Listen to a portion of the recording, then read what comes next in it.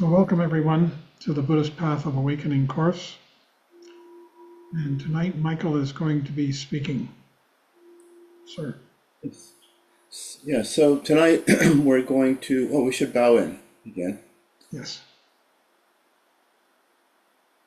Caught myself just in time. So tonight we're going to be talking about the concluding chapter in The Words of My Perfect Teacher, which is a fairly short chapter that summarizes a great deal of material. And for that reason, I don't know if I'm over or under prepared, but there's only one way to find out, and that's to proceed ahead. We did skip one chapter, the chapter that's titled Transference. I think the next thing we'll be studying are the teachings on the Bardo states and death and dying, which is precisely what the Transference chapter is about. Just a couple of things. One thing is that in the teachings it said that the state of mind at the time of death is actually extremely potent. And for that reason, if we can recollect our practice, recollect the teacher, recollect any kind of positive motivation, it's extremely powerful at the moment of death. And the idea of the transference is that we could actually, because of our aspiration, either at the moment of death or in the Bardo state afterward, become fully enlightened, or direct our consciousness to a pure land where it's easier to practice and where enlightenment is easier to attain. I'm only talking about this because when I actually read through the chapter, one thing that was mentioned is there are different types, different ways in which transference is practiced. And one is that a great teacher, a realized teacher, can actually affect some transference for students. And with that, I actually wanted to tell a little story. When I first came to Boulder and began really practicing and studying Buddhism, I had a really wonderful person who was my meditation instructor, an older woman, or at least older than I was at the time. I'm probably older than she is now, but this was 40 some years ago. But she was very helpful, very kind, and was really supportive in helping me develop a meditation practice. And she was actually in remission from cancer, which I didn't know at first, but we talked about that among other things. And then maybe 3 years after I came to Boulder, the cancer recurred. And she went through a period of time where she was actually somewhat bitter, I think, because of the recurrence of cancer, critical of all kinds of things, including Buddhism, the path, Trungpa Rinpoche. Went through a spurt of some kind of negativity. I was actually working in Brighton at that time, which is a town outside of Denver, and she was actually in the hospital at the Health Sciences Center in Denver. And I went to see her, and she was actually, that when I came to see her, she was in a great place. And she told me that she hadn't been practicing for a while, but then she'd started practicing again. And she was back to herself, very delightful, very open, very cheerful. She was joking about how she'd be beginning chemotherapy and she would be as bald as Trungpa Rinpoche was, because Trungpa Rinpoche at one point had shaved his head, and she says, I'll be just like the guru. And said that doing meditation at that time was like it was like if you hadn't brushed your teeth for a while and then you brushed your teeth, and at first it was kind of a scuzzy feeling, but then you got through it and everything was fresh and delightful. I went home and the next day found out that she had died sometime that night. So there was a ceremony for her at Karmazong, the Buddhist center there in Boulder, and Trungpa Rinpoche presided and mentioned a few things. He said that her family had wanted her body, wanted her remains. So she was there. It was a coffin, open coffin in the shrine room, that her family wanted the remains, so they would have to be sent to, I think it was California, but that he would do a ceremony to transfer her consciousness to a higher realm. And so he did. And what happened is kind of hard to describe. There were a lot of people there. She was very well known, very, very loved person. And all I can say is it just seemed like he entered some very deep concentration, and you felt that the room had a real energy in it, like almost a vibrating quality or real intensifying quality. And then he made a sound that sounded like "hey," very sudden, twice.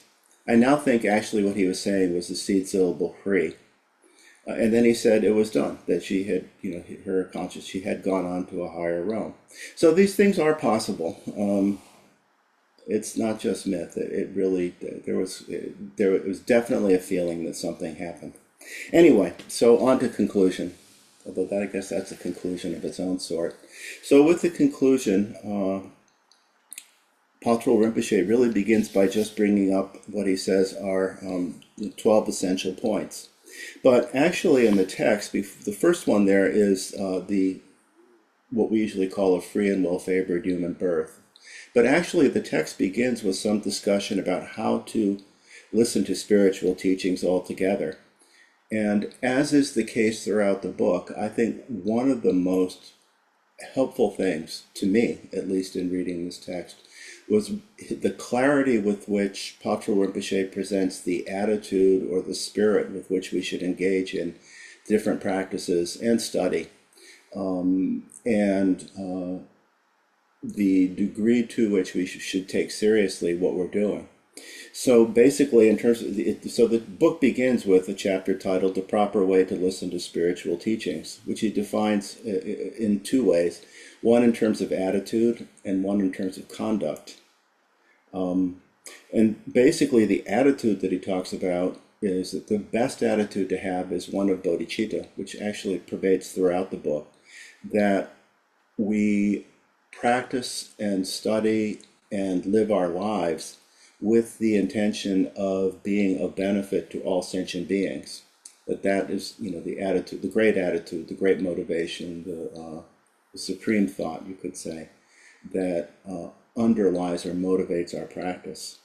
And he talks about, as in several places in the book, the idea that because of the interconnectedness of lifetime after lifetime of birth and rebirth, for beginningless time, as is usually said in the text, that at some point all beings, all living beings that we encounter have at some point or another been our parent, have been our mother, and that there's this interconnectedness with all things.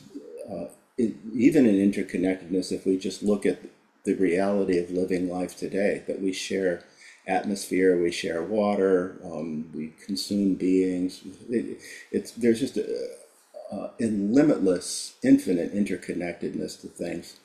And that when we consider all beings, we realize that there is not a single being that wishes to suffer, and that although all beings do, and that all beings want to be happy, just as we do, and that this equality, this great equality, this great connection that we have with all sentient beings, that all beings want to be happy, all beings want to avoid suffering, that this is what motivates, one of the things anyway, that motivates our desire to practice, that not only to escape our own suffering or to deal better with our own suffering, but to actually benefit all beings.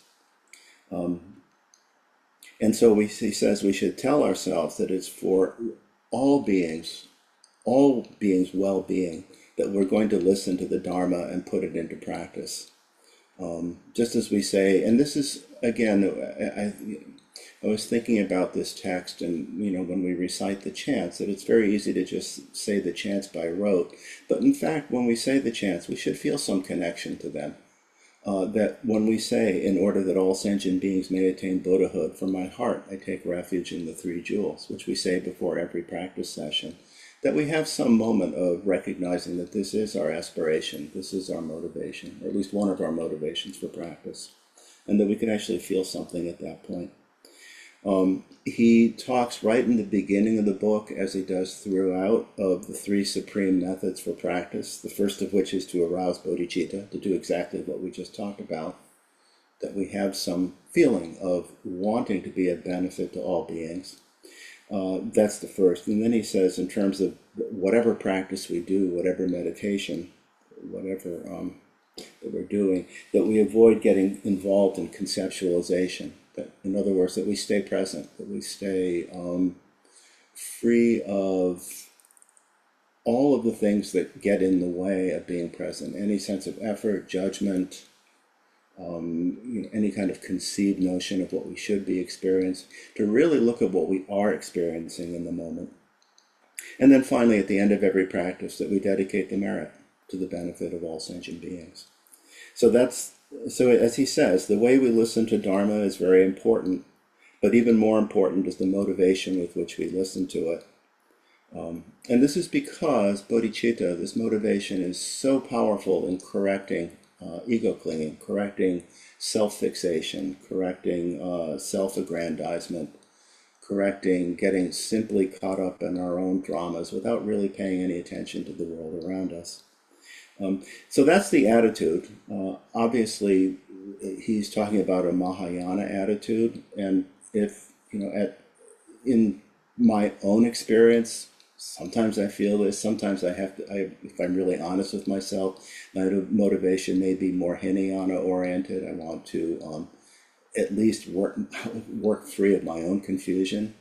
I would at least like to be able to not do the things that I know have brought harm to myself and others. But the great motivation, the motivation that we can awaken in ourselves to practice for the benefit of all sentient beings, that's what really powers the Mahayana path. And then he talks about the conduct that we should do in terms of listening. And there were a number of things here. It began with things that we would avoid. If you remember, there is an analogy of 3 pots. One is a pot that's upside down so that nothing goes in.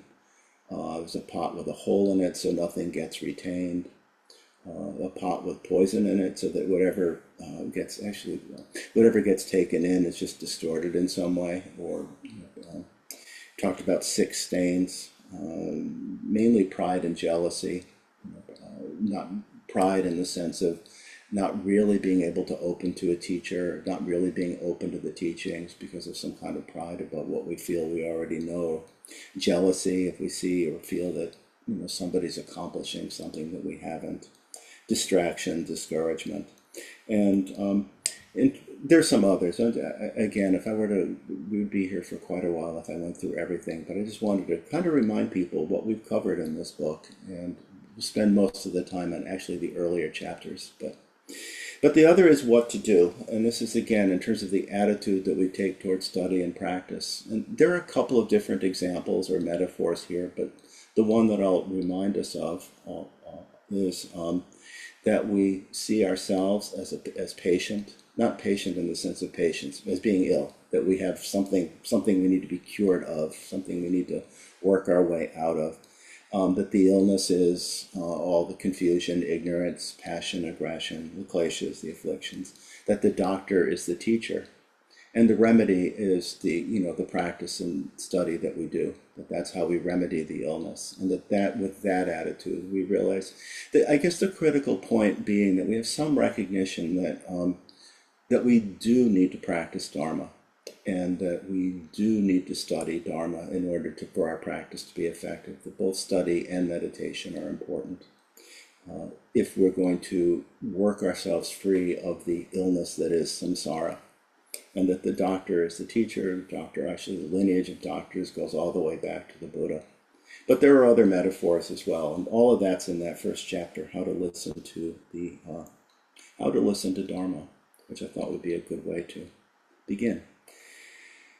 So the first point that he mentions in the conclusion is our precious human birth, that we have this human birth, and that we should do what's really important in this birth, which is and that we would do this by, first of all, reflecting on how difficult it is to obtain a human birth, and reflecting on all of the things that are considered free and well-favored, that we have an interest in Buddhism, that we are healthy enough and have the freedom politically, spiritually, to be able to study and practice without any kind of great interference from the outside, that we have a teacher, that we have the teachings, all kinds of things, that we're not born in one of the other realms, that we're not born as an animal, for instance, or a hell being or whatever, The point that is made in some texts is when we are born in the lower realms, that the it's very difficult, if not impossible, to attain enlightenment. That really it's the human realm where it's possible, because the intensity of struggle, especially in the lower realms, the intensity of the aggression and fear in the hell realm, the intensity of the hunger and need and poverty in the hungry ghost realm, the thickness of ignorance in the animal realm, that there's no gap, there's no real opening, and that all a being can do when they're in that realm is wait for that karma to run out, and then hopefully at that point, when they've exhausted whatever karma has led to that rebirth in the lower realm, then they might be able to be reborn in a higher realm.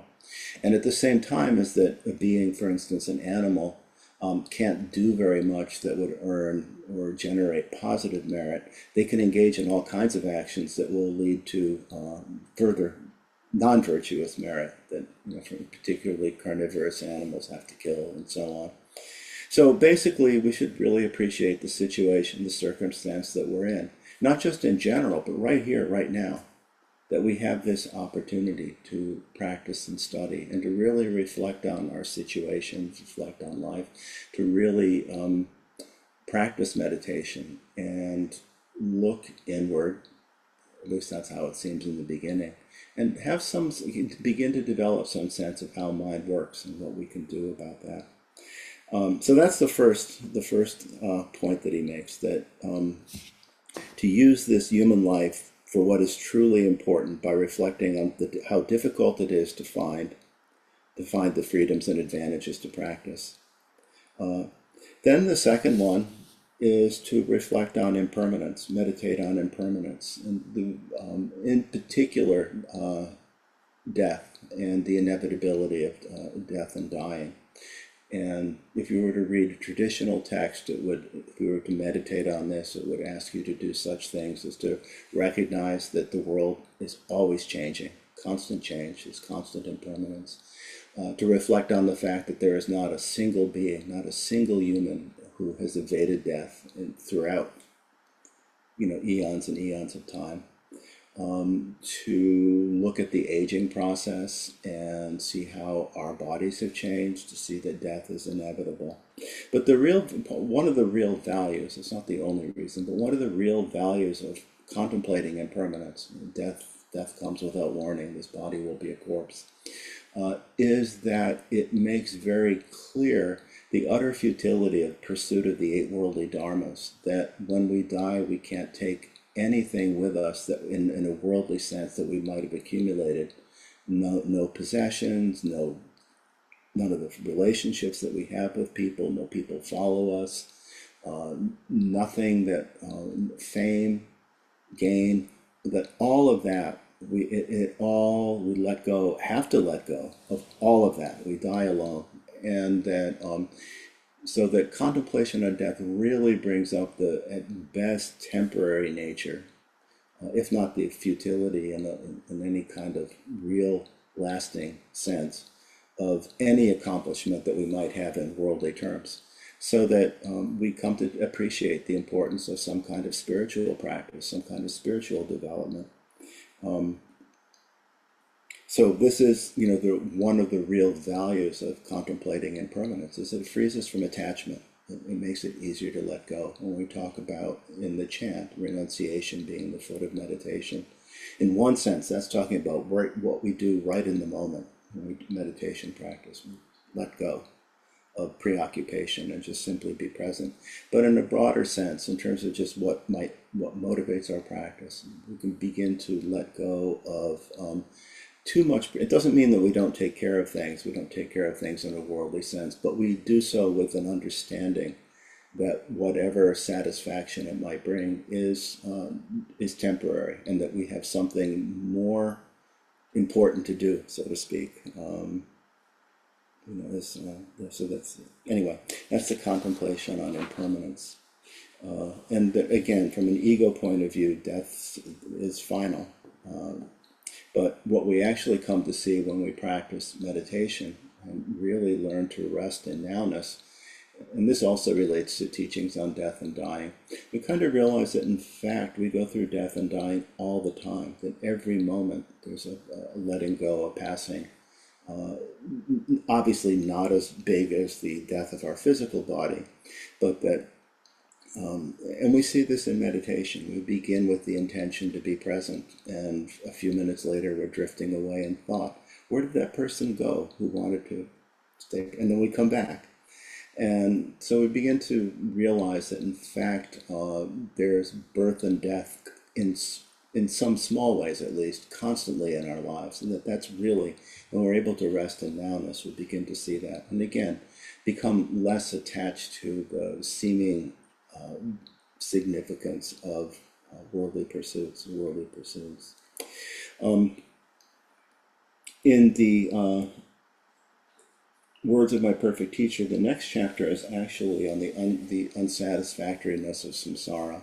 When we do the four reminders, the four thoughts that turn our mind to the Dharma in our morning chant, actually the next one is karma, but Patrul Rinpoche reverses them in the text. So the next section is the unsatisfactoriness of samsara, the defects of samsara. And again, this is where we read about all the six realms and all the types of suffering and torment that, and neurosis and confusion that exist in the different realms, the hell realms, the hungry ghost realms, and so on.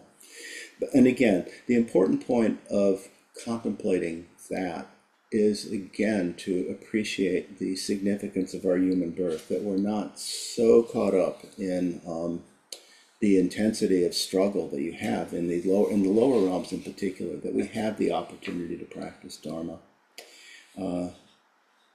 And then there's the chapter on karma.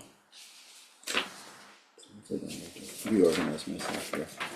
Chapter on karma, the actions. So chapter 4 was the actions, the principle of cause and effect.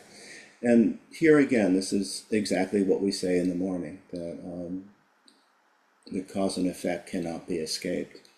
And with this, in this chapter, it talks about the importance of avoiding non-virtuous actions, killing, stealing, sexual misconduct. Those are actions of body, the actions of speech, lying, slander, divisive speech, idle chatter, and the non-virtuous actions of mind, which are basically passion and aggression, but covetousness usually it's called, and aggression, wishing harm to others, and then wrong views, which is ignorance. In particular, wrong views traditionally relate to such things as not believing in cause and effect, not believing in or rejecting rebirth, and just so that all kinds of negative actions result from that kind of ignorance. And then also the importance of practicing virtuous actions, supporting life rather than taking life, being generous and offering to others as opposed to stealing. Moral conduct in terms of sexuality, where you actually have loving relationship rather than any kind of exploitation or whatever, I suppose. That your speech is kind, that your speech is supportive, and speech is truthful and clear. And then with mind, that we actually work to become free of passion, aggression, and ignorance, essentially, through developing awareness, but cultivating our inherent awareness. This is just what we do in meditation.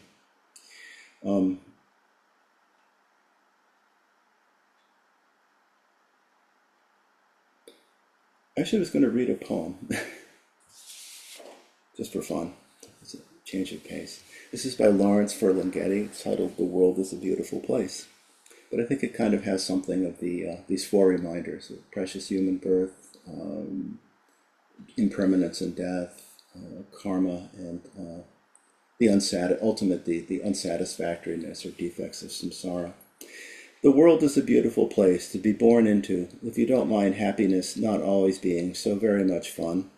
If you don't mind a touch of hell now and then, just when everything is fine, because even in heaven they don't sing all the time.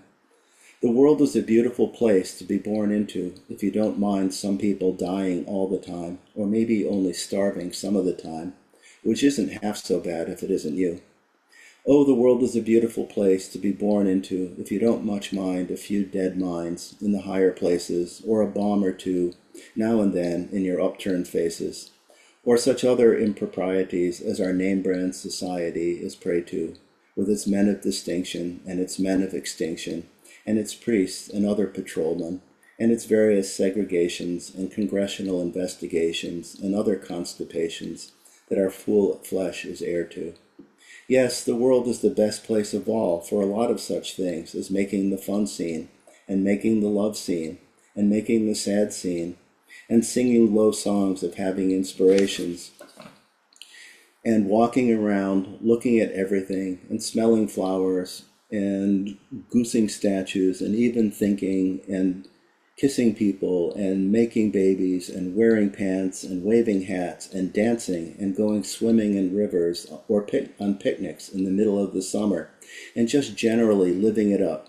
Yes, but then right in the middle of it comes the smiling mortician.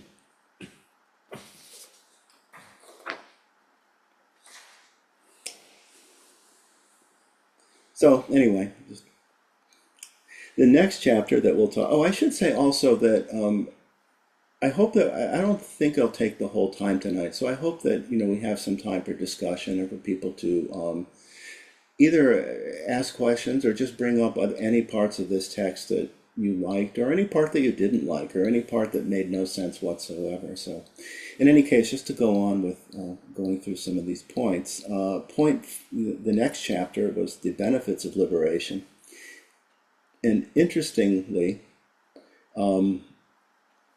that's the shortest chapter in the book. It's like maybe 3 pages.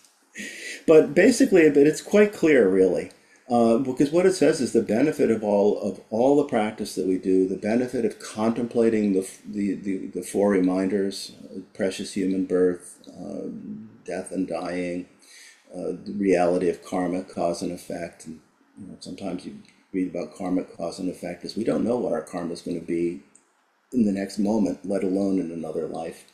The defects of samsara. But that the main point of all of it, and the main point of practice, is liberation.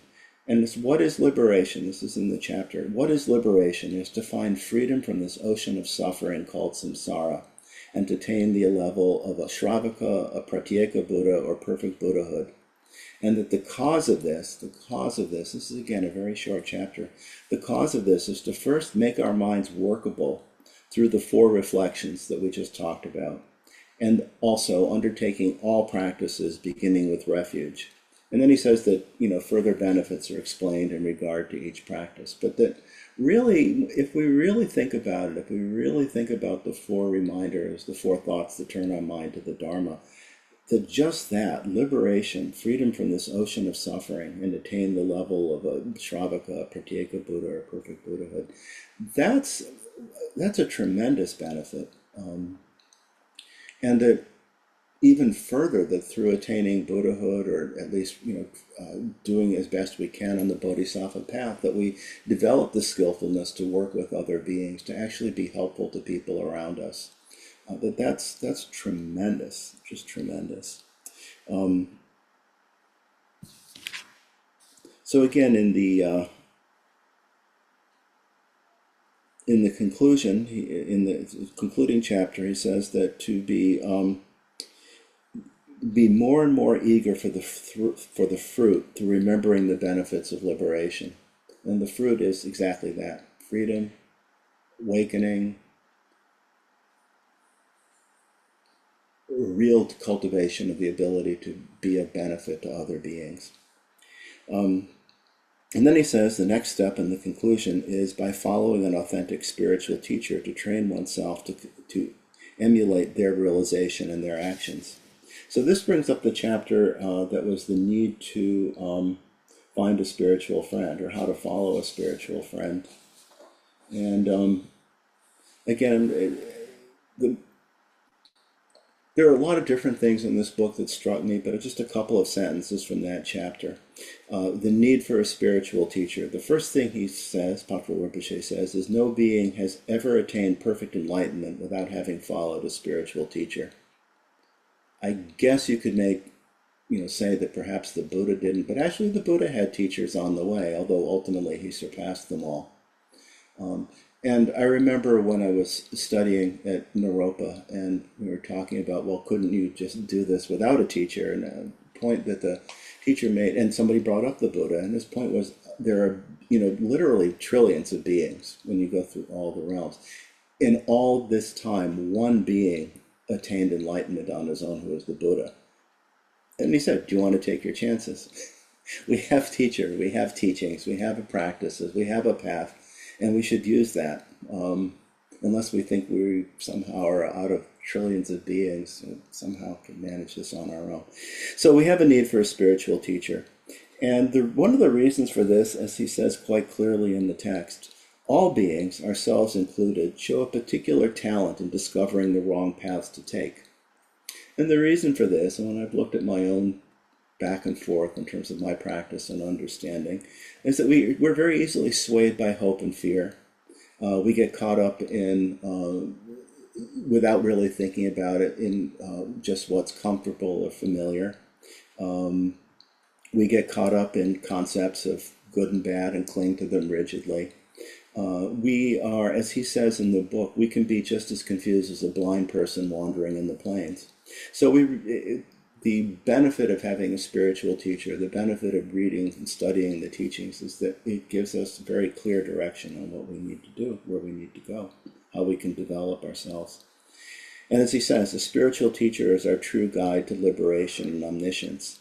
And with this, he's talked about this in 3 stages. The first is the importance of examining the teacher to make sure that they're valid, and then following the teacher with respect, and then finally emulating the teacher's realization, which is really what Guru Yoga practice that we talked last week about.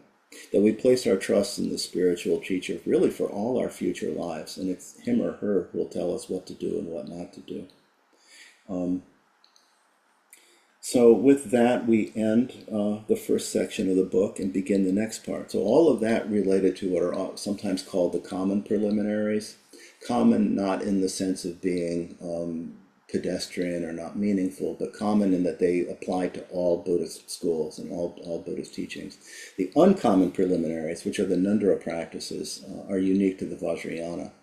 But in one way or another, the need to recognize the futility in the end of worldly preoccupations and distractions, the need for practice, the reality of impermanence, the inevitability of karma, that cuts across all the Buddhist teachings.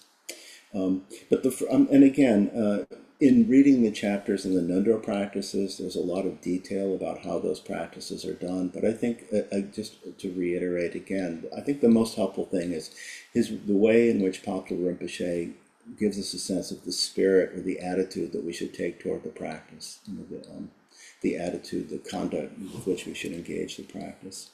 So the first one was prostrations or taking refuge. And he talks about this, first of all, that the root meaning of refuge is to seek protection from danger.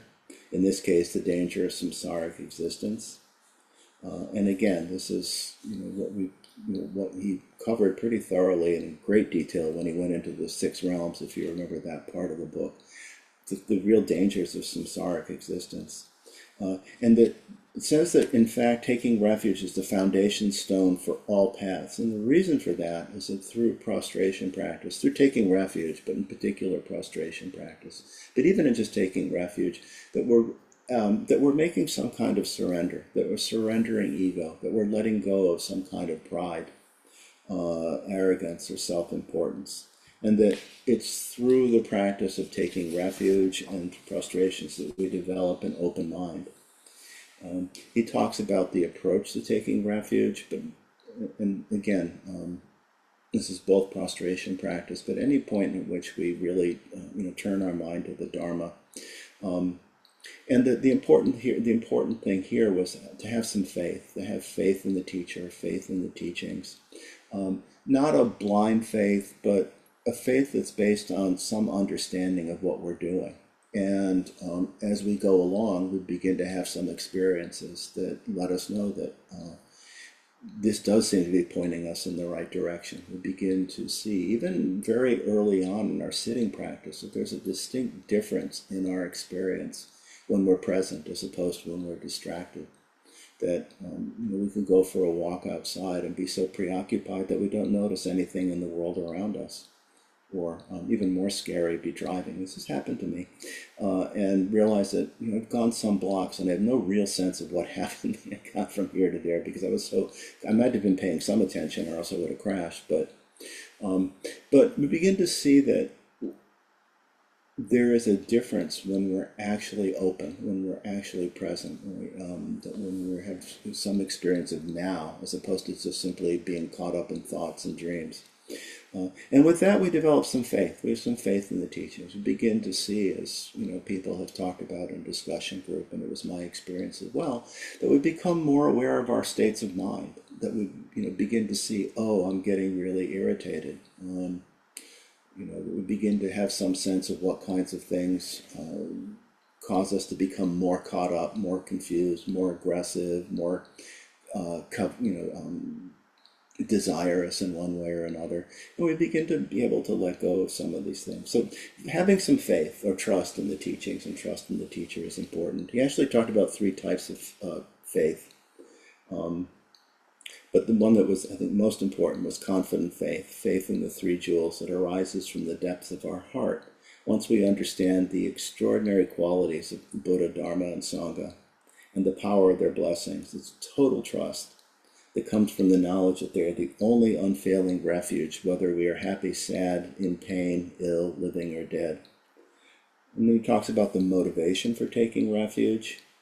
And again, this is similar to what he talked about in the first chapter, that there's a lesser, middle, and great, the motivations of lesser, middle, and great beings. For lesser beings, there's a desire to escape the lower realms and enjoy the happiness of the higher realms. For middle, it's to at least accomplish the Hinayana, become an arhat and escape samsara and dwell in nirvana.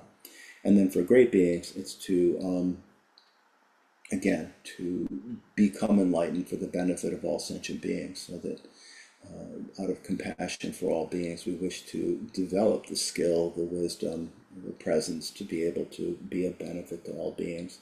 And then with that, we offer body, speech, and mind in prostrations. The second part of the next chapter was arousing bodhicitta. So in the conclusion, he talks about refuge and prostrations to laying the foundation for liberation by taking refuge in the 3 jewels. And then he talks about the next step is to establish a framework for the innumerable activities of a bodhisattva by arousing the sublime bodhicitta, which is what the next chapter was. This is the chapter 2 in the extraordinary preliminaries, or the uncommon preliminaries. And the important thing here, and again, this just goes back to attitude and the spirit with which we practice, but the important thing here is to understand that the capacity for compassion, that there's a seed of that in all beings, just as this Buddha nature exists in all beings.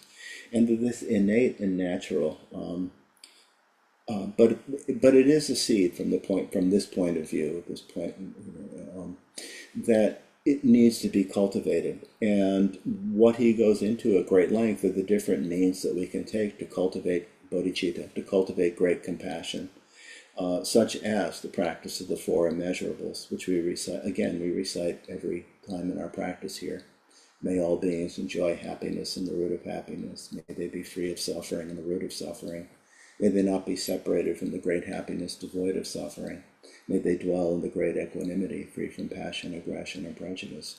So again, the important thing is to be aware when we're saying that we could actually feel something of that we could actually aspire to that, that we could, for instance, with love, wish that, beginning with ourselves, actually begins with loving kindness toward ourselves, but that all beings enjoy happiness, and that with suffering, that all beings be free of suffering, and so on. So one practice to develop compassion is contemplation of the 4 immeasurables. Another is realizing the equality of self and other, all beings, which we talked about a little while ago tonight, but that idea that all beings wish to be happy, and all beings wish to be free of suffering. And therefore, because we can understand our own desire to be free of suffering and our own desire to be happy, that we can understand other beings have that same feeling, and we can extend, open ourselves to other beings. It doesn't mean that what makes me happy is necessarily what makes another person happy. That's can be individual to different beings, but that in very general sense, all beings wish to be happy, and all beings wish to be free of suffering. With that, we could also contemplate somewhat what it means to be truly happy, as opposed to some of the confused, which goes back to the truth of suffering, some of the confused ways in which beings do things that they think are going to make them happy, but actually lead to greater suffering. He also talks about the practice of exchanging self for other, or Tonglen practice, which we do in the mornings, as another way of developing compassion, developing bodhicitta. But again, it really begins with loving kindness toward ourselves. And even that, in a very simple way, it's not that we think, I'm going to practice loving kindness to ourselves, but when we practice meditation and we're able to simply allow ourselves to be, when we're able to just whatever comes up, whatever thought arises, whatever feelings arise, we're able to just let it be, just see it come and go as it will, rather than being freaked out or feeling poverty stricken, and I need to grab onto this thought, I need to hold on to this feeling. That we can just allow ourselves to be, that in itself is actually loving kindness. And if we can be that, in that way, present and non-judgmental with ourselves, then at some point we can be non-judgmental with others and open to others in a different way than we conventionally are. So it really begins with compassion. Great compassion begins with loving kindness toward ourselves. But an intelligent loving kindness, it's not just simply pursuing comfort, for instance, although there's nothing wrong with being comfortable, but it becomes a preoccupation, becomes some kind of security, then it is something of a problem. Anyway, that was the chapter on arousing bodhicitta. There's a lot of material in that chapter. He goes through all the paramitas and ends with a fairly lengthy section on the sixth paramita, prajna, or arousing wisdom, which we do primarily through hearing the teachings, studying, reading, reflecting or contemplating, looking at how we can see whatever truth there is in the teachings in our lives, and through meditating, where we actually try to experience something, which we then can extend into our lives, and so that our practice isn't simply formal meditation. It's just informal meditation. It's the easiest to recognize awareness, but that we can actually experience awareness anytime, and we can actually practice the paramitas at any time. In this chapter, Arousing Bodhicitta, there are some really good verses, actually, by Milarepa and Atisha and Jigme Lingpa. But I'll just read the Atisha verse, which I think we talked about before. But Atisha is asked, Atisha was the founder of the Lojong, among other things, mind training in Tibet, brought it from India to Tibet. Atisha is asked, what are the best of all elements of the path? And his answer is, the best scholar is one who has realized the meaning of the absence of any true existence, or emptiness. The best monk is one who has tamed his or her own mind. The best quality is a great desire to benefit others. The best instruction is to always watch the mind, maintain mindfulness, awareness. The best remedy is to know that nothing has any inherent reality. And the reason for that is, if we're able to see that no one thing has inherent reality and the emptiness of things, then we will be free of grasping and aggression, because we won't be as confused by the nature of appearances, but see that things don't really have any real solidity. And he says the best concentration is not to alter the mind. And there's a footnote about that, what it means to say not alter the mind. And as is the case a lot of times with meditation instruction, particularly in, at least in the Mahamudra tradition, I think probably somewhat in Dzogchen too, it's really hard to describe the true nature of mind. We can say words that point to it, but what is easy to say are all the things we shouldn't do. Don't let go of thoughts of the past, let go of thoughts of the future. It's easy to say all the nots. And that's largely what this description of what it means not to alter the mind is. In the footnote, it says, this means neither suppressing thoughts nor following them. So again, not pushing away, but not engaging with, not following thoughts. Nor is it deliberately trying to alter the state of our mind, nor is it trying to achieve a specific state of meditation. And the reason for this is all of these involve deluded thoughts, are in a, that alter the natural flow of awareness. So with that, maybe we could take a few moments right now to do exactly that. So we could take a good posture, a good seat, straighten our back.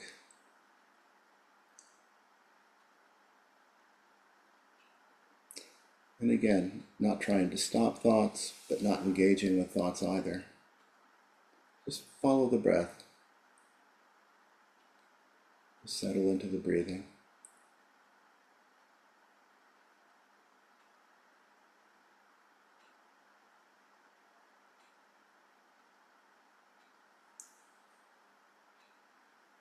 Slow down, settle.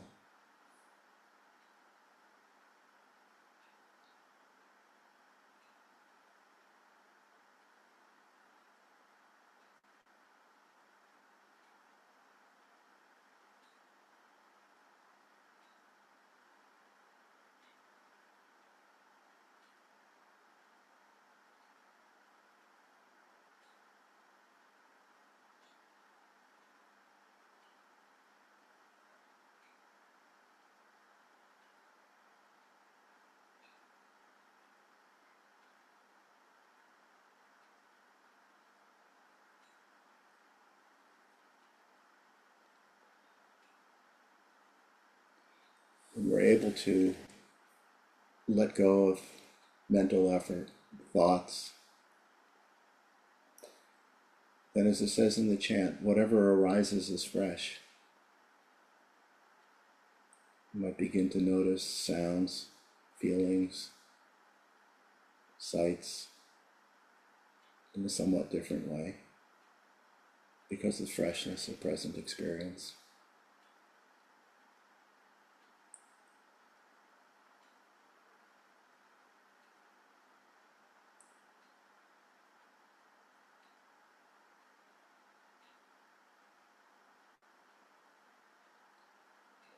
And then as it says in the chant, and as Atisha said, rest simply without altering it.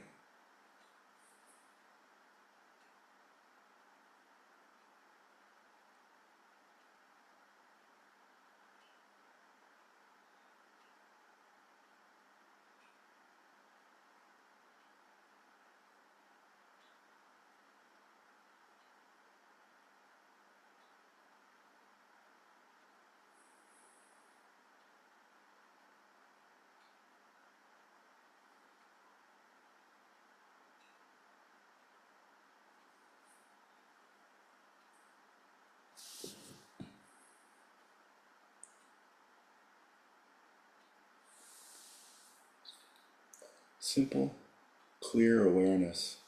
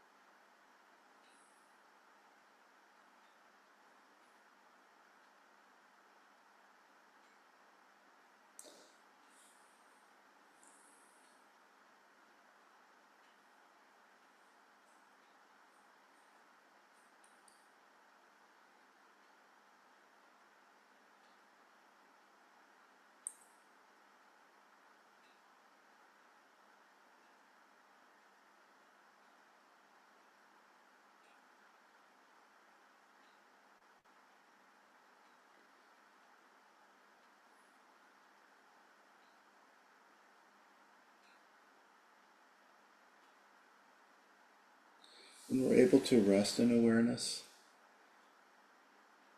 it becomes clear that there's really no boundary, nothing excluded, that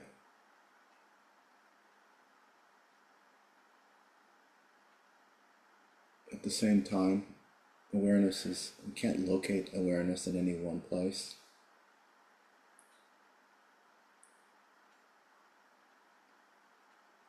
If it seems that we can, it's because we get caught up in reference points. But that ultimately, the nature of mind is empty clarity. Empty in the sense of being ungraspable. Trungpa Rinpoche used the word slippery. We can't ever quite pinpoint it. And Patrul Rinpoche sums up, as he says, to summarize in a nutshell, the whole vast path of the Bodhisattva teachings, the Mahayana teachings, including the 6 paramitas, the 6 transcendent perfections. It could be summarized in its entirety as emptiness of which compassion is the very essence. Empty compassion. And that's absolute bodhicitta. The relative bodhicitta is compassion that we practice through the paramitas, through exchanging self for other, the practice of the 4 immeasurables. But the ultimate bodhicitta is emptiness of which compassion is the very essence. Awake mind. Awake, open. And it's important to have some sense of that, and it's one of the things that again you develop as part of the practice of taking refuge, prostrations, because the next thing, the next chapter is mantra, which in the conclusion is, he says, is to confess harmful activities and downfalls, the root of all evil, through the 4 strengths, using the meditation and recitation of Vajrasattva. But the reason that works, the reason that Vajrasattva can purify is because our fundamental nature, our true nature, our core, whatever you want to call it, is already pure. It's already our Buddha nature, our basic goodness, absolute bodhicitta, Regpo, there are all kinds of names for it. Alpha purity, basic goodness, is already pure. And what's happened is that it's obscured, it's covered over, clouded over. One of the analogies given in the book and very frequently in the teachings is like the sun covered by clouds. The sun is always there, and in fact some light even gets through the clouds, although it's greatly diffused. And the sun is unaffected in any way by the clouds. But because of the clouds, we get confused and forget that the sun is there. And what mantra practice does, the basic idea of mantra, is that all of these, all the things that obscure awareness, all the things that obscure our basic goodness, our bodhicitta, our Buddha nature, that all of these are temporary stains. They are all not inherent. There is nothing that needs to be added and nothing needs to be removed in true nature. But that we just are removing the clouds, the obscuring stains, and usually in the traditional text, sometimes it's translated as adventitious stains, but meaning that they're not inherent to our true being, our true nature. And with this, he talks about the 4 powers, which are the power of support, which involves refuge and cultivating, working with the 2 bodhicittas, as we just talked about. That's the power of support. The power of confession, which having a sense of regret over anything that we've done that which we've given into passion, aggression, and ignorance. The power of resolution, meaning some vow or commitment to not do those things again, and the power of remedial action or antidotes. Most powerful of which is, or one of the most powerful of which is, Vajrasattva mantra practice. Then the next chapter after the mantra practice, which is the second of the Nundro practices, is the practice of mandala offering, which he says is to accumulate merit and wisdom, the source of all spiritual progress, by offering the pure lands of the 3 kayas in the form of a mandala. So with mandala offering, the basic ideas are accumulating the accumulations of merit and wisdom, He talks about the importance of the need for the two accumulations, that it's impossible to attain, possible to fully clarify the twofold purity, or to realize fully the truth of emptiness without completing the two accumulations. And we do this by offering to the Buddhas, the teachers, to all beings. There's also another chapter on Chod practice where we literally visualize offering our bodies. But the idea is a real sense of letting go. Through the accumulation of merit.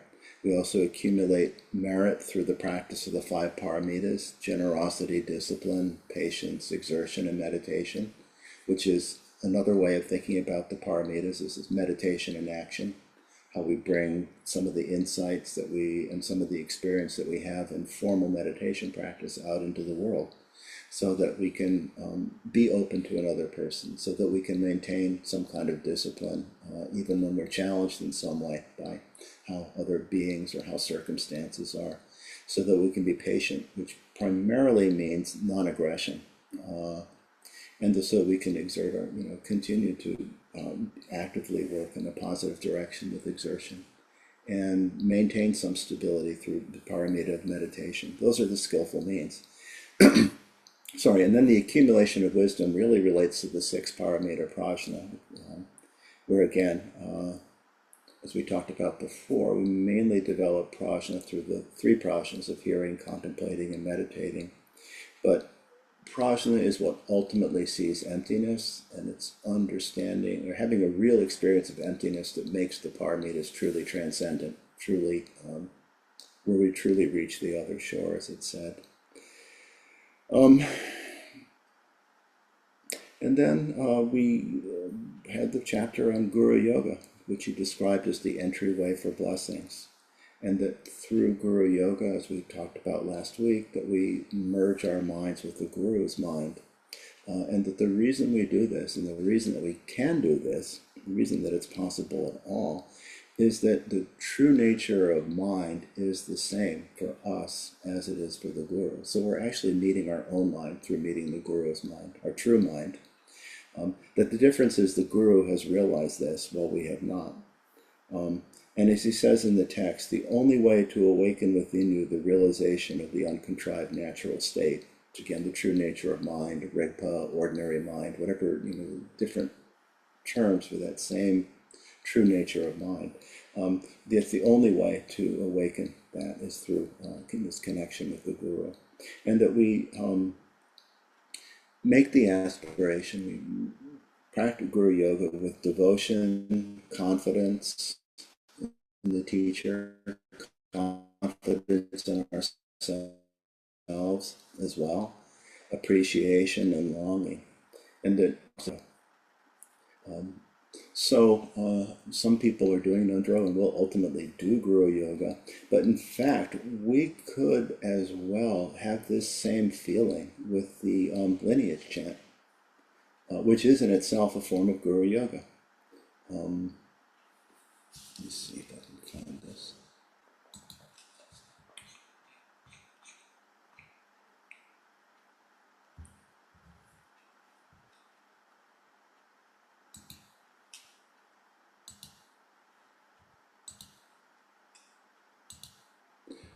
So the supplication, the Kagyu lineage that we recite again every meditation practice has an aspect of Guru Yoga to it. I supplicate you, the Kagyu Gurus, I hold your lineage, grant your blessing so that I will follow your example. And that we can actually say this with some feeling of longing and devotion. The beginning of the chant, Great Vajradhara, really is, again, just as as Patrul Rinpoche did in the chapter on Guru Yoga, is really going back to the whole lineage, all the way back. The Vajradhara is the Dharmakaya Buddha. It's the Dharmakaya form of the Buddha, who was really the teacher to all the Kagyu Gurus, but with Tilopa, to Naropa, to Marpa, Mila, Gampopa, the Karmapa, who's now, we're living now in the time of the 17th reincarnated Karmapa. there are other lineages that develop from Gampopa. When it says lesser lineages, it doesn't mean lesser in terms of realization. It's really just talking about the size, really, of the lineage. How many, that the Kagyu lineage and the Karmapa is quite large, whereas some of the others are smaller. But it doesn't mean that the realization is any different. And it continues through the chant that, with renunciation. Grant your blessings so that I have no desire for honor and gain. Grant your blessings so that genuine devotion is born in me. Grant your blessings so that my meditation is free from conception, which is another way of talking about being able to rest simply in awareness without altering it. Grant your blessings so that I realize the inseparability of samsara and nirvana, which would be the really a very deep realization of vipassana. And then in the end, through all my births may I not be separated from the perfect Guru, and so enjoy the splendor of Dharma, perfecting the virtues of the paths and bhumis, may I speedily attain the state of Vajradhara. So in that chant, there's that same, we could experience that same sense of longing, devotion, confidence, appreciation, that we also could experience, realize in our experience some of these same things. So anyway, that's a quick summary in the conclusion. He says that the preliminary practices could also present it as follows: that the 4 reflections that turn the mind from samsara and through our understanding of the benefits of liberation, we awaken a sincere determination to be free. It's again the benefits of liberation, which opens up access to the whole of the path. So that's the whole point of the whole first section of this book, with the 4 reminders and talking about the benefits of liberation and talking about how we should hear the teachings to begin with. And then he goes through the uncommon preliminaries, through taking refuge as foundation, arousing bodhicitta, training in the practice of the paramitas. We're led along the path of the perfect and omniscient Buddha. And as he says, there are other explanations, but again, and he also quotes again Atisha. The best spiritual friend is one who attacks your hidden faults. I've been thinking about that, and actually it's an interesting question for us to ask ourselves. In what way did this text get us to think about our hidden faults? What it reminded me of is the way that it would sometimes feel with Trungpa Rinpoche, that, let me put this exactly right, that it was that my comfort,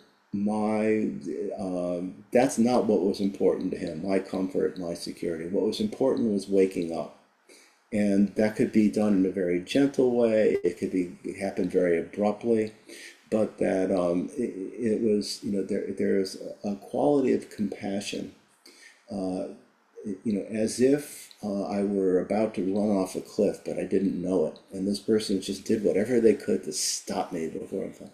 That and the hidden, some of the ways in which this text approaches hidden faults is something like that. That we that through ignorance and lack of understanding, that we don't always grasp the significance of what we're doing, and the importance then of waking up and just simply being present, so that we don't. And then there's a long poem that he wrote, a long set of verses on pages 370 and 371, talking about this text. The pith instructions from the threefold lineage is a river of nectar. The sacred ambrosia from the lips of the teacher, the true tradition, the essential points of the practice of the 9 vehicles are all collected here without error or adulteration. These good words are like well-cooked food, with all the chaff of fancy phrases winnowed away, seasoned with savory crucial points of deepest practice and the cooking juice of instructions based on experience. This really describes this text. These good words are like a skillful farmer who, through the wasteland of evil nature, rank with the 3 poisons, drives the adamantine plowshare of the teachings, unearthing all hidden faults, and irrigates skillfully with the water of authentic Dharma. These good words are like an abundant harvest, In the fertile soil of determination to be free of samsara, the seed of bodhicitta is carefully sown, and nurtured with merit and purification to yield the fruit of spiritual attainment. These good words are like a kindly nanny, watching her charges for hidden faults and uprooting them. She skillfully exhorts them to good 100 times, ever concerned only to help them improve. These are not just words, they have a meaning that is especially profound. They are still warm with the breath of my peerless teacher. Those who take them as the jewel of their heart have certainly taken the true, pure path. These good teachings are the Bodhisattva's special skill, a sacred text written without elegance or poetry, but using everyday language to teach the authentic path, so that the benefits in the practice may be taken to heart. Extensive explanatory texts full of copious detail do not easily fit in the cramped space of limited minds. High discourses on philosophical views and profound doctrines are hard to put into practice for the weak intellect of our decadent age. This is why this text, condensed and easy to understand, a golden elixir to soak into the minute openings of narrow minds, a lamp to light up the gloom of those of feeble wits, like an imperturbable instructor, imparts the right meaning clearly on its own. For the savant who loves verbose discourse, for the great teacher not seeing what is in the texts and oral traditions as applying to himself, to have drunk the nectar of these excellent pith instructions will without doubt revitalize the heart of their practice. For the hermit who meditates without guidance as if throwing stones in the dark, for the adept who boasts of all the practice he has done, for the bogus siddha who has never faced up to his own limits, this path will cure the disease in their hearts. This text is not some confection of invented phrases, a cleverly painted rainbow of fanciful words by some erudite expert superficially versed in complex texts, having nothing to do with the words of my kind teacher. Of this my Vajra brothers can still bear witness, for not yet in the distant past is that good age, a blessed time for Tibet and for the world, the lifetime of the Buddha in reality, my peerless teacher. It was that noble being's activity that inspired me to compile a collection of his authentic words. This imprint of my devotion and good intention should merit great rejoicing by my brothers and even by the gods. This is where he really speaks to us now. Fortunate beings living in future times too, please feel the same devotion when you read this text as you would on meeting my enlightened teacher in person, for I believe it faithfully conveys the essence of his words. Whatever merit might accrue from this text, I dedicate to all beings, my mothers of the past, that they may be sustained by a perfect spiritual friend, put his perfect words into practice, and see the excellent fruit. Especially may all those nourished on this nectar from the lips of my peerless teacher, that perfect Buddha, together attain perfect Buddhahood. May I see them setting out and guiding beings. May the supreme regents of my most kind teacher, those who have drunk the nectar of his perfect words, and captivate the fortunate with the intoxicating song of his instructions, long keep their lotus feet upon the Vajra thrones. Henceforth may I in all my future lives be a servant to my perfect teacher and all who follow him, pleasing them by fulfilling whatever they might ask. May I be guided as his disciple. Until samsara ceases for every single being, may I pile up my bodies, my belongings, and my merit. May I serve my old mothers steeped in their afflictions, and then may they too all take up the perfect Buddha's Dharma. Meanwhile, may the blessings of this precious lineage dawn within the hearts like the perfect rising sun. Having devoted their lives to the practice and seclusion, may they be ever in the presence of the peerless teacher. So with that, I think I'll stop.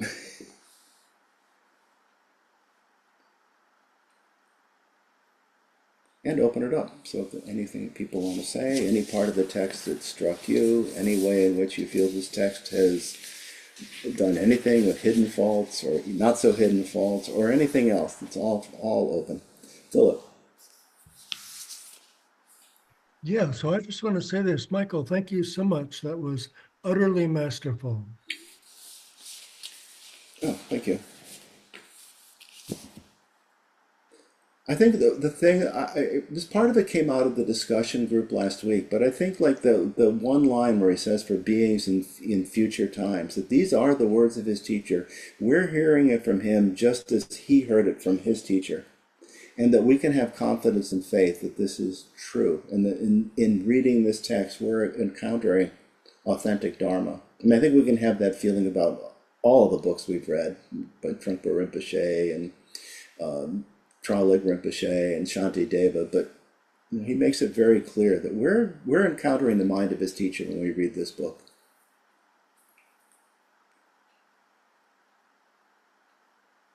Maybe not in physical form, but to the extent that we receive that message, that's what's important.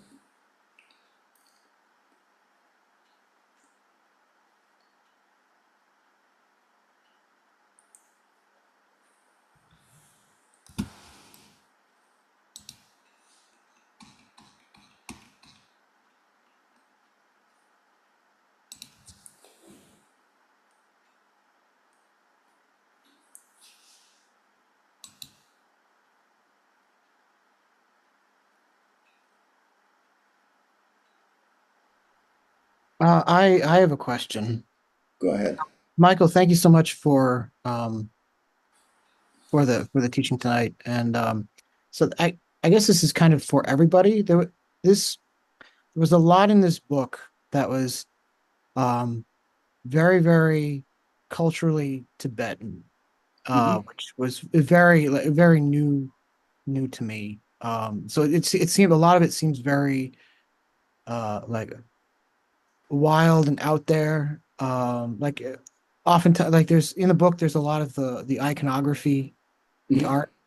In fact, John brought up, I think it was last week. You had that picture of what's her name? The Vajrayogini. yes. So I mean, it's those sort of things that are, I guess, difficult for me to understand as a Westerner. Hmm. So I'm just wondering, where would I go to beginners dummies guide to Tibetan iconography or that kind of stuff. Where would I begin to kind of jump into understanding that kind of thing?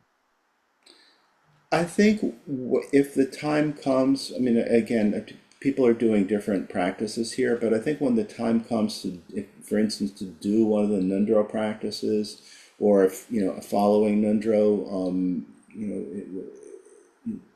Abhisheka, and then begin Vajrayogini practice, that at that time you would be given material that would describe, the meaning of the iconographies. There's a lot of symbolism, and at that time, that's when it would be really important to know that. I think if you're not doing those practices, it's nice to have a general idea Mhm. so that if you have an interest, you have some idea of what you'd be getting yourself into, so to speak. No, and I Um, I appreciate you and John kind of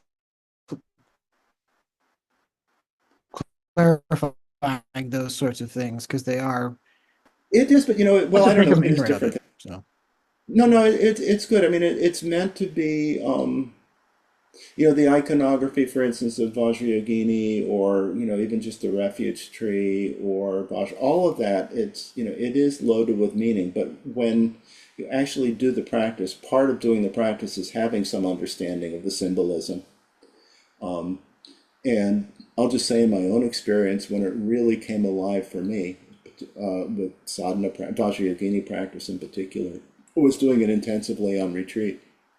Because you really, it really it becomes very, it takes on a certain kind of a life that at that time. But it is important, and it's part of the training, part of the instruction is to become familiar with the meaning or the symbolism of some of the different things.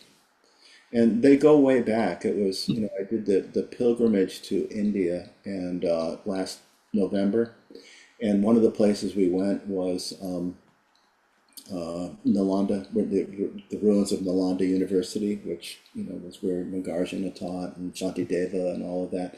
And there's a small museum there, different thing. They're still excavating. It's all being excavated, archaeologically.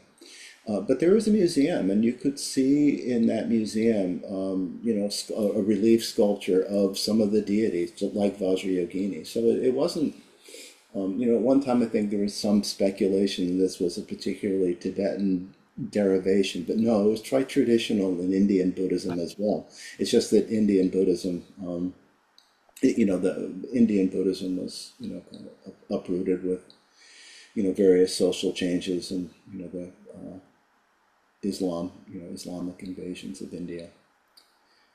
But it's not just Tibetan.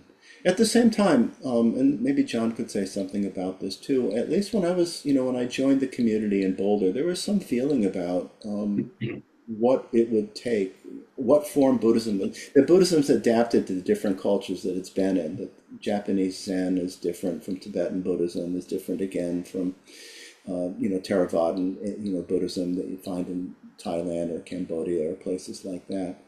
There's an underlying continuity that's the same, but the forms are different. And there's some curiosity about what form Buddhism would take in America and in the West. And I think that's still a process of evolution. Again, I think the underlying meaning is the same, but when you hear teachers teaching now who are familiar with Western culture, like Trungpa Rinpoche or Punlop Rinpoche, will say things like, "Do you know where your mind is?" And people are more likely to know where their iPhone is than where their mind is. It's a modern metaphor that for mindfulness and mindlessness, but it entirely traditional all the way back to the Buddha. So I think there's a process going on there too. But the main thing I'd say is it's really only important. It is important when you're doing the practices to know what those symbols mean.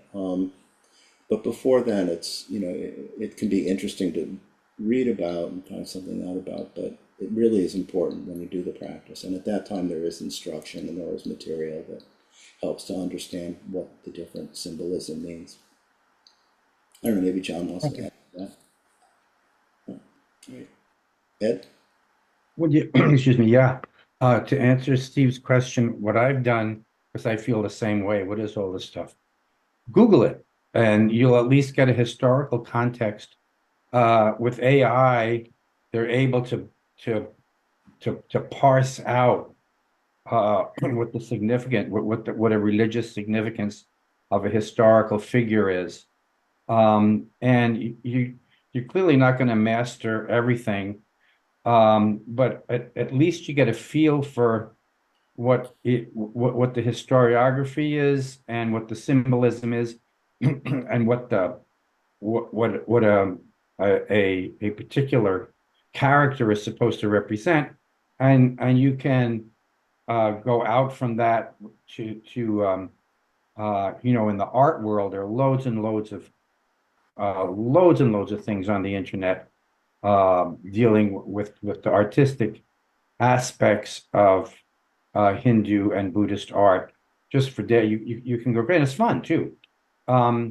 If you're in New York, well, I guess it's almost too late. The Rubin is closing next week, but Oh, that's a great resource for Buddhist art. Really great. There's the Metropolitan Museum. The Rubin is probably still going to maintain its website, and it's a fun journey. So have some fun on the internet. You won't become a master, but you'll at least get a feel for what's going on. Thank you. And Robert, thank you for the link. thank you for the question. That's an important point.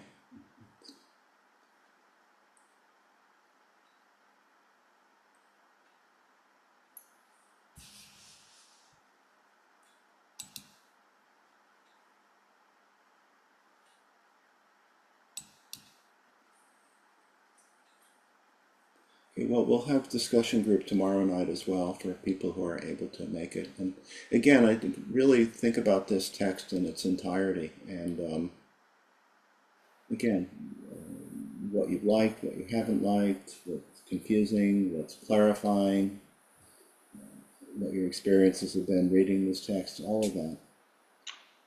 Also, next week we start at a topic probably appropriate for many people here, death. The Tibetan Buddhist teachings about death, the Bardo teachings. And I put a couple of books that we're going to be using in the chat. If you didn't get them, email me. And one is Francesca Fremantle's Luminous Emptiness, and the other is Ponlop Rinpoche's Mind Beyond Death. And you'll be getting the reading assignments tomorrow from those two books. So you might want to go ahead and purchase them so that you have them.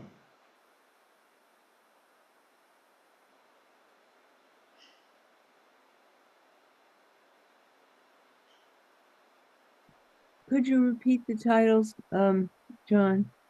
Yes, Mind Beyond Death, and what's the other one? Mind Beyond Death by Ponlop Rinpoche, Oh, and Luminous Emptiness mm, by Francesca Fremantle.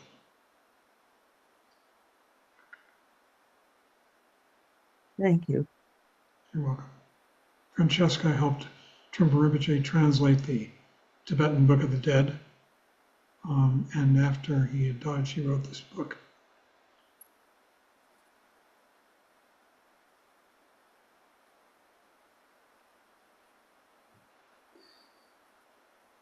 Right, well, it's about 9 o'clock, so I'm going to put up the closing chants. Or actually, I should move us on first.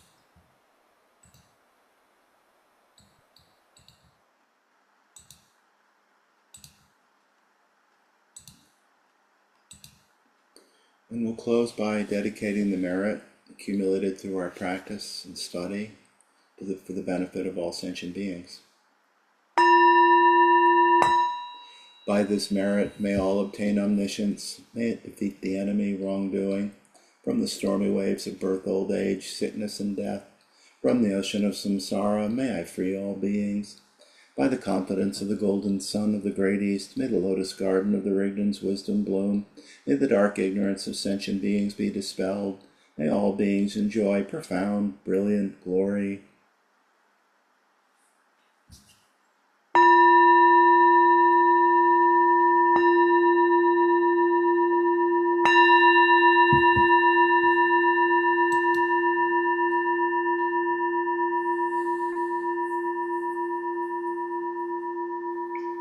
Thanks, everybody.